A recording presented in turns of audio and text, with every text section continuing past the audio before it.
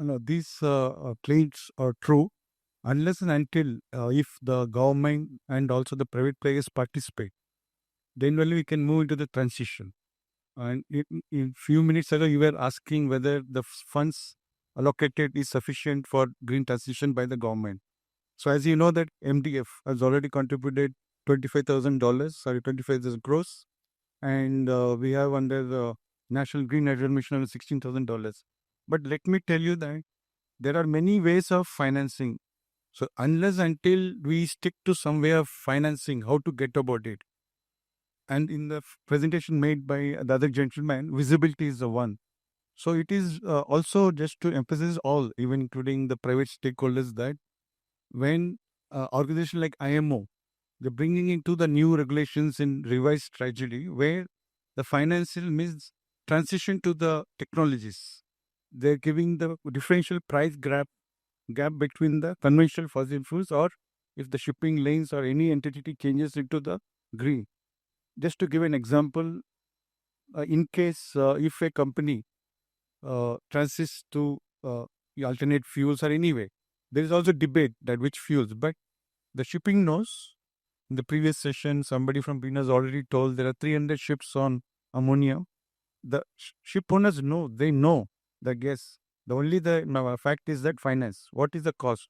So taking into that, there is a funds available in United Nations Environment UNEF around 5 billion, and the new policy which the IMO is going to bring in, the regulations will generate around 5 billion US dollars. And remember that shipping is only contributing to around 3% of GHG emissions.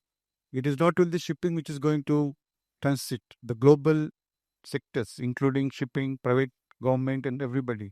So if all of us knows how to get the finance, how this $5 billion generated in IMO, how you can get the finance, because it is categorically stated that during a debate in the United Nations in various sessions, the DG Shipping has submitted papers and submitted papers that how the funds to be refinanced, funds to utilize.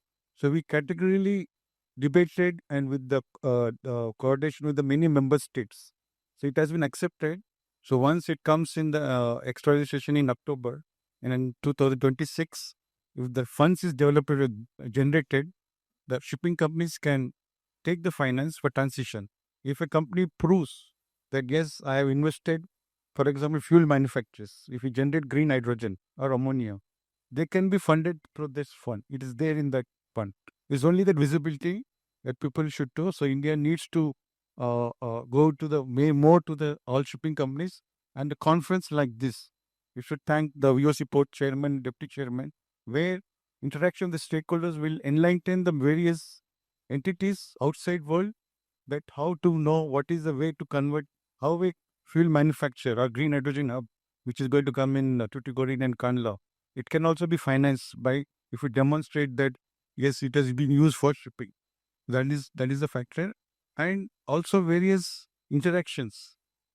Like you're saying that ESG governance, yes, we can also take funds to prove that if we have established that we produce green fuels, then you can get the finance from that sector. Thank you.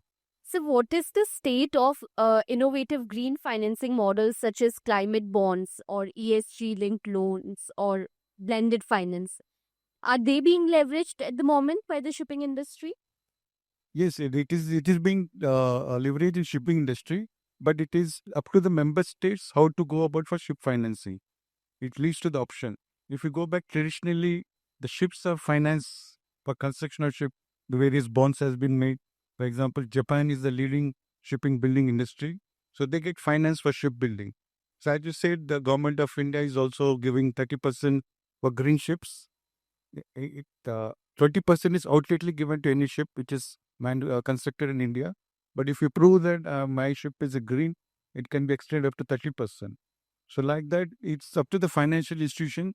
So we need to get geared up with the financial institutions, bankers, lending associations to define what kind of financial like bonds or loans or various ways. In together, they also can approach to the International Maritime Organization to get the funds, which is going to be by 2030, around 5 billion US dollars is going to be generated.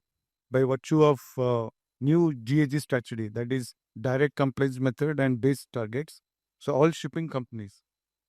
Why we're stressing on the finance is that India is having only around 1,500 ships, and in that around 300 ships are trading globally.